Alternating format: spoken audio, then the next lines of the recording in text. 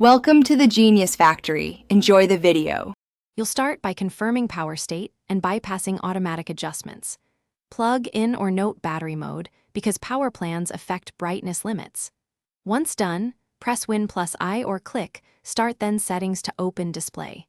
Make sure to disable adaptive or automatic brightness in display or power and battery to prevent Windows from overriding your changes. This step prevents flicker and ensures your manual setting sticks. Now you're ready to change the slider and access advanced controls. You'll adjust the brightness slider for an immediate effect, moving it slowly to judge comfort and contrast. If the slider is missing or ineffective, open Device Manager and expand display adapters. Update or reinstall your GPU driver to restore controls. Next, open the Intel, NVIDIA, or AMD control panel.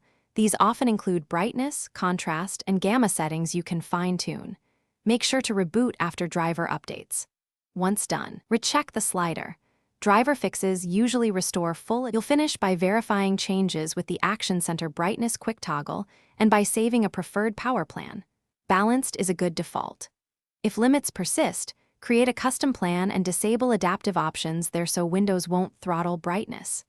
Make sure to reboot after each change to apply settings system-wide. If you still can't change brightness, run Windows built-in troubleshooter, roll back a recent display driver or Windows update, and test again. Those steps resolve most stubborn cases.